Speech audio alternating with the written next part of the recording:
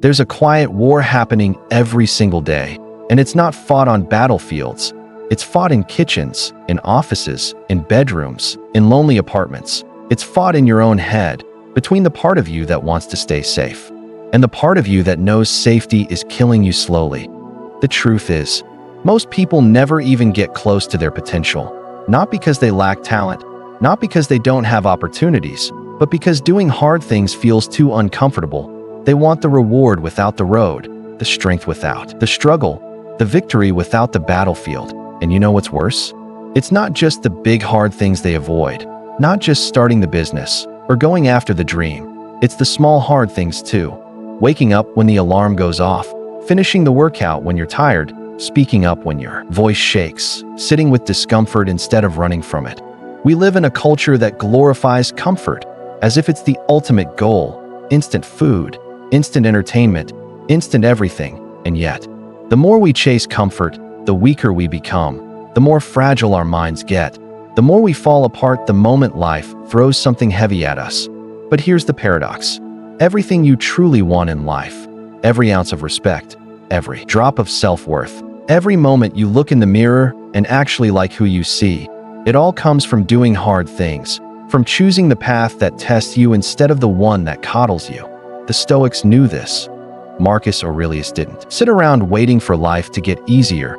Epictetus didn't pray for lighter burdens. Seneca didn't complain that life was unfair. They trained themselves to embrace hardship because they understood something we've forgotten. If you can do the hard thing today, tomorrow will bend to your will. And that's what we're going to talk about in this video. Not the cliche push-through advice, not the empty motivational fluff that makes you feel good for 5 minutes and changes nothing. We're going deep into the Stoic mindset that lets you not just survive hard things, but seek them out and transform them into fuel for a life you actually want to live. Because if you can master doing hard things when you don't have to, you'll be unstoppable when you have no choice. We've been sold a lie that the purpose of life is to make it as easy as possible, earn enough to never worry, buy enough to never need, build a life so padded with convenience that nothing can disturb you. Sounds nice, right? Except it's poison, because the human mind isn't built for endless comfort. It's built for challenge, for resistance, for pushing against something and getting stronger in the process. Think about it. A muscle only grows if you stress it. A skill only sharpens if you use it. Courage only expands if you put it on the line. So when you eliminate every bit of discomfort from your life, you also eliminate the very thing that makes you capable. That's why so many people feel lost, anxious, and hollow, even when their life looks perfect on paper, because deep down, they know they've gone soft. Not in a physical sense, but in the part of the soul that's supposed to stand tall when life hits hard. The Stoics warned us about this. Seneca said, "Soft living makes soft men." And he wasn't talking about luxury itself. He was talking about dependency. The moment you can't function without the exact conditions you like, you've already given away your strength. When life throws something heavy at you, an illness, a failure, a loss, it's not going to care about your preferences. It's not going to pause so you can gather yourself. It's going to hit. And if you've spent your whole life avoiding the hard, you won't even know how to get up. Here's the truth. Hard things are not the enemy. They are the forge. They shape you into the kind of person who doesn't crumble under pressure, who can take the hit and keep moving, who can lose and not lose themselves. That's why this video matters, because I'm not here to convince you to do hard things once. I'm here to show you how to build a life where seeking the hard path becomes natural, where your instinct is to face the fire instead of running from it. And if that's a life you want, if you want to become the kind of person who's unshakable no matter what, stick with me until the end of this video. Better yet, hit that subscribe button now, because every week we dive deep into Stoic discipline, mental strength, and the art of becoming unbreakable. And trust me, if you're serious about mastering the hard path, you're going to want to be here. One of the fastest ways to burn out when doing hard things is to waste energy on battles you can't win. Not because you're weak, but because the battlefield was never yours to fight on in the first place. Here's the thing. Life is full of moving parts. Some you control, most you don't. And yet, we spend an unbelievable amount of mental energy wrestling with things that were never in our hands. You want to run a marathon, but you're obsessing over the weather forecast You want to launch a business, but you can't stop worrying about what your competitors might do. You want to have a difficult conversation, but you rehearse 50 different ways they might respond instead of focusing on how you'll show up. Marcus Aurelius said it best. You have power over your mind, not outside events. Realize this, and you will find strength. It's not just poetic, it's a survival strategy for the soul. Because when you face something hard, a new challenge, a personal trial, a goal that feels just beyond your reach, you have to draw a line in your mind. Everything on one side is yours to act on. Everything on the other side is a distraction, your effort, your preparation, your mindset. These are yours: the weather, the economy, other people's opinions. And the moment you stop bleeding energy into the things you can't control, you free up a massive amount of focus for the things you can. The Stoics didn't waste time crying about storms. They built ships that could survive them. They didn't beg for life to be easier. They trained themselves to be stronger. And when you live that way, hard things don't just become doable. They become your training ground. So the next time you feel overwhelmed by something tough, ask yourself this one question: is this within my control? If the answer is yes, act with everything you've got. If the answer is no, drop it without guilt. That's not giving up. That's refusing to fight a ghost. Because doing hard things isn't about fighting everything. It's about fighting the right things. And the sooner you master that, the more energy you'll have for the battles that actually shape you. Doing hard things isn't just about skill or willpower. It's about who you believe you are. Think about it. If you see yourself as someone who hates exercise, every workout will feel like punishment. If you see yourself as a terrible communicator, every difficult conversation will feel like walking through fire. And if you see yourself as not a disciplined person, you'll quit the moment the process gets messy. Your identity is the thermostat of your behavior. You can push yourself temporarily, but if your self-image doesn't match the thing you're trying to do, you'll always snap back to the level you believe is you. The Stoics understood this deeply. They didn't just act with courage. They saw themselves as courageous. They didn't just endure hardship. They identified as people who could endure, and that identity meant they could walk into storms others avoided. Here's the truth most people miss. Your actions shape your identity, and your identity shapes your actions. It's a feedback loop. If you want to consistently do hard things, you have to build an identity that makes those hard things feel like just what you do. So how do you start? You don't have to wait until you feel like that person. You start acting like them now. Want to be a disciplined person? Do something disciplined today, no matter how small. Want to be someone who faces fear? Take one action that scares you, no matter how tiny. Every time you do that, you cast a vote for your new identity, and the more votes you cast, the more the old version of you fades away. Here's the magic. Once your identity shifts, the hard thing you've been avoiding stops feeling like a constant uphill battle. It becomes part of your natural behavior. You don't have to motivate yourself to do it. You do it because it's who you are. That's why so many people fail at long-term change. They focus on goals instead of identity. They say, I want to run a marathon. Instead of, I am a runner. They say, I want to quit smoking. Instead of, I am not a smoker. The Stoic approach: live as if you already are the person you need to be. Not in a fake it till you make it way, but in a practice it till you become it way. Because once you become that person in your mind, doing the hard thing stops being an exception. It becomes your baseline. Most people treat discomfort like a stop sign. The moment they feel pain, boredom, or fear, they pull back. But if you want to do hard things consistently, you need to flip the script. The Stoics didn't see discomfort as an obstacle. They saw it as proof they were on the right path.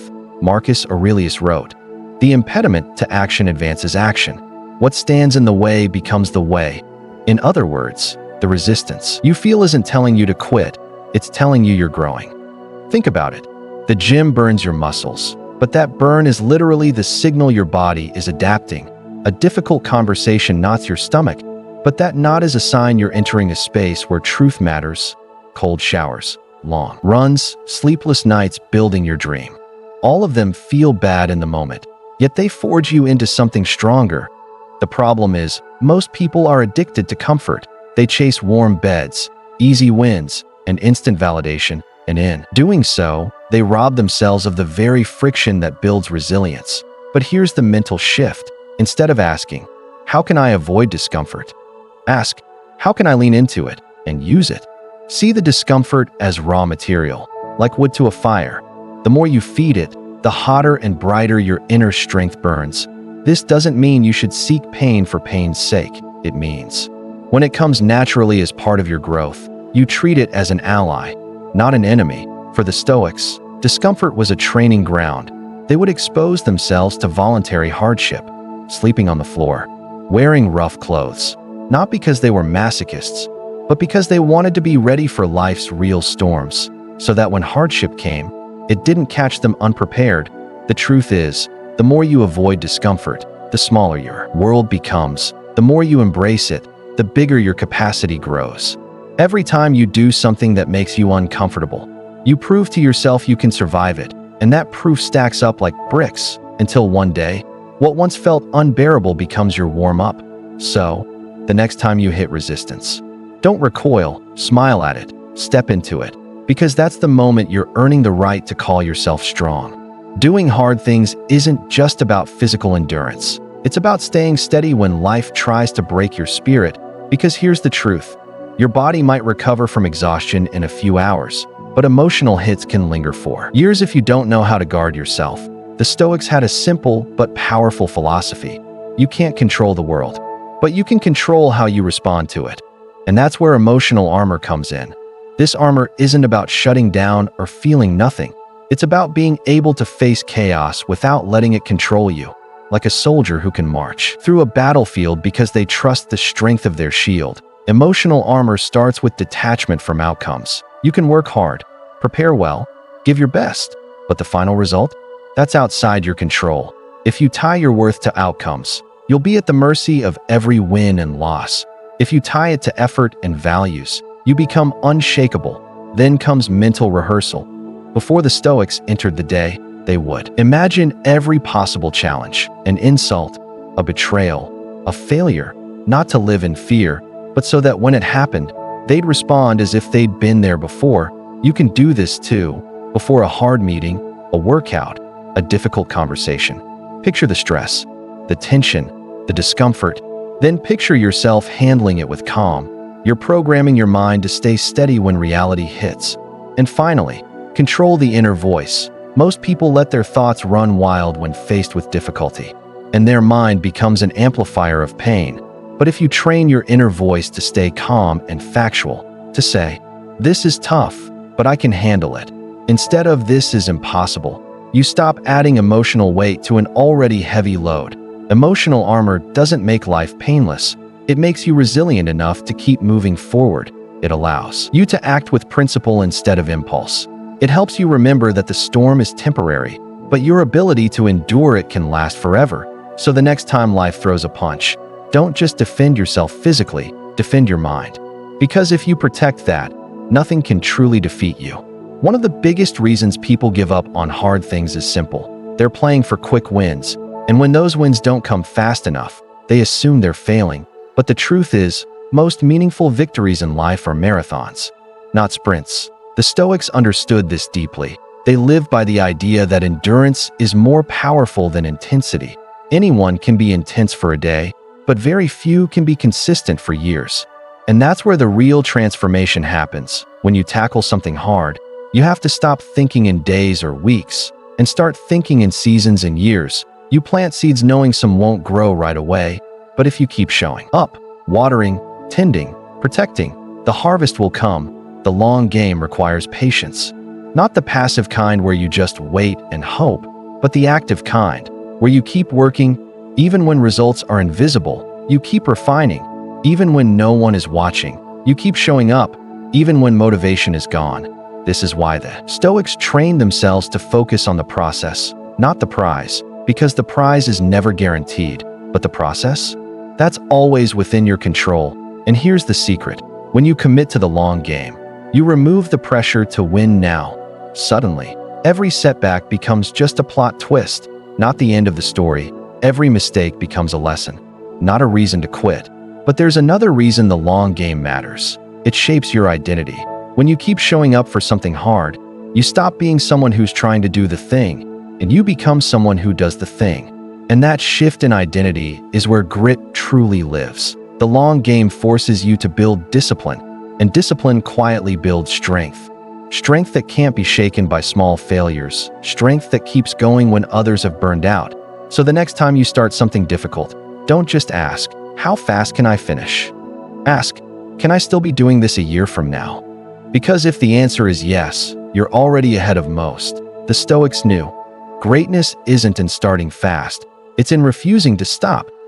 If this is hitting something deep inside you, hit the subscribe button, because on this channel, I share tips on how to better your life. Most people treat difficulty like an enemy, something to avoid, something to run from. But the Stoics flipped that thinking on its head. They believed difficulty was not only a part of life, it was life's greatest teacher. Marcus Aurelius wrote, "The impediment to action advances action. What stands in the way becomes the way." And that wasn't just poetic wisdom, it was a battle-tested survival strategy. Think about it. Every skill you've mastered, every strength you've built, every ounce of resilience you have came from doing something hard, from facing situations that made you uncomfortable, from pushing through moments where quitting felt easier. When you avoid difficulty, you rob yourself of growth. It's like skipping the gym because the weights are heavy, and then wondering why you're not getting stronger. The very thing you're avoiding is the very thing you need. But here's the twist. You don't just have to endure difficulty. You can actually befriend it. Instead of seeing it as a wall, see it as a doorway. Instead of saying, why me? Ask, what is this shaping me into? The Stoics practiced something called premeditatio malorum, the premeditation of evils. It's the act of mentally rehearsing difficulties before they happen, not to dwell in fear, but to prepare in strength. So when trouble came, they weren't shocked, they were ready. This mindset changes everything. Because when you expect difficulty, you stop resisting it emotionally. You stop wasting energy wishing it wasn't there. And you start using that energy to move through it. Here's how this looks in real life. If you're learning a new skill, you stop expecting instant mastery. You accept the awkward stage as part of the process. If you're building a business, you stop expecting smooth months. You accept that challenges are proof you're building something real. If you're trying to build discipline, you stop expecting your brain to feel like it. You accept that resistance is the training ground. And here's where it gets powerful. Once you start treating difficulty as an ally, it stops intimidating you. It stops being a reason to freeze. It becomes a signal, a sign you're moving in the right direction. The best athletes, creators, and thinkers aren't the ones who avoid hard things. They're the ones who have trained themselves to feel at home in difficulty. It's no longer a storm they're trying to escape. It's the wind they've learned to sail with. That's the Stoic edge. They didn't just tolerate difficulty, they used it. And the more you do the same, the less you'll fear the next challenge, because you'll know it's not here to break you, it's here to build you. When most people think of grit, they imagine raw willpower. They picture gritting their teeth, fighting through every ounce of resistance. And yes, sometimes grit looks like that. But here's the truth. If you rely on willpower alone, you will burn out. The Stoics understood something most people miss. The easiest way to do hard things consistently is to make them part of a routine, to remove the decision from the moment and make it automatic. Seneca said, "It is not that we have a short time to live, but that we waste much of it." Routines protect you from that waste. They save you from debating with yourself, from asking, "Do I feel like it today?" Because the answer on most days is no. And if you let that answer rule your life, you'll never cross the finish line. Think of a soldier. They don't wake up and see how they feel. They have orders, they have drills, they have structure. And because of that structure, they're ready when battle comes. Your life works the same way. If you're trying to write a book, don't wait for inspiration. Set a daily writing time. If you're trying to get fit, don't rely on random bursts of motivation. Go to the gym at the same hour each day. If you're trying to meditate, don't fit it in. Anchor it to an existing habit, like brushing your teeth. This is where the magic happens. When the action becomes routine, it bypasses the mental argument. The same way you don't debate whether to brush your teeth, you just do it. And over time, the routine becomes part of your identity. Here's the thing. Most people think discipline means constant struggle, but the truth is, discipline is about building systems that make struggle easier to face. It's like building a ramp instead of climbing a wall every day. The Stoics weren't obsessed with pushing themselves to the brink. They were obsessed with living intentionally. And intentional living means creating habits that keep you aligned with your values. So you're not just doing hard things when you feel like it.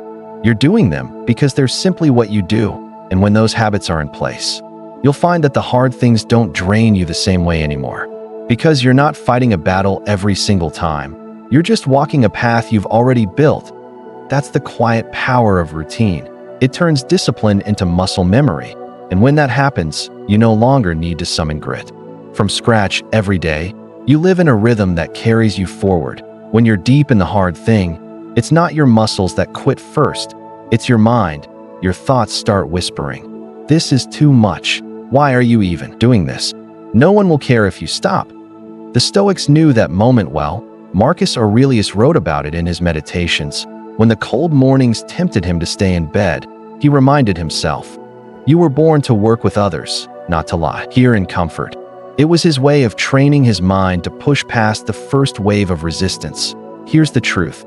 The hardest part isn't the first step. It's the middle, when you've already started, but the finish line is still far away, when the excitement has faded and all you have left is effort. This is where mental endurance matters. And it's not about ignoring the pain. It's about reframing it. Epictetus said, "Men are disturbed not by things, but by the views they take of them." Meaning, pain is a signal, not a stop sign. Discomfort is a teacher, not an enemy. When the weight feels heavy, instead of thinking, "I can't do this," think, "This is what growth feels like." When the run feels endless, instead of thinking, "I'm dying," think, "I'm becoming stronger than my excuses." One trick the Stoics used was to zoom out in time. Ask yourself, how will I feel tomorrow if I quit now? How will I feel in 5 years if I keep going? This pulls you out of the trap of the moment and into the perspective of your higher self. Another is controlled breathing, because when your breath is calm, your mind steadies. And when your mind steadies, your body follows. A storm may rage outside, but inside, you become the eye of that storm. Most people think endurance is about toughness, but true endurance is about focus.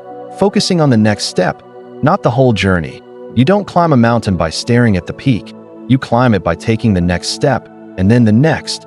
When you master that, you realize the finish line was never the real prize. The real prize is the kind of mind you built along the way, a mind that can walk through fire and still stay steady. Fear is the quiet voice that kills dreams before they're born. It doesn't shout, it whispers. What if you fail? What if they laugh? What if you're not good enough? The Stoics never tried to erase fear completely, because fear is natural. It's part of being human. What they aimed for was mastery over it. Seneca said, "We suffer more often in imagination than in reality," meaning most of what we fear never even happens. Think about it. How many times have you avoided something hard because of a fear in your head, only to realize later that the thing itself was far less painful than the weeks you spent worrying about it? Fear thrives in the shadows, so the first step is to drag it into the light. Name it, write it down, say it out loud. Once you give it shape, it loses some of its power. The second step is exposure, not recklessness, but gradual, deliberate confrontation. If speaking in public terrifies you, start by speaking up in a small meeting, then in front of a few friends, and then in bigger rooms. Every repetition turns fear into familiarity. The third step is reframing. Instead of thinking, "This fear means I shouldn't do it," think, "This fear means it matters." The Stoics believed fear was a signal, pointing you toward the work that will transform you. Marcus Aurelius wrote, "If it is endurable, then endure it. If it is not, then stop complaining. Your mind will adjust." This wasn't cold detachment. It was a reminder that fear loses control when you stop giving it permission. Here's a mental trick. Imagine your fear as a storm. If you run from it, it will follow you. But if you walk straight into it, you often find it wasn't as big as you thought. And on the other side, the air feels lighter.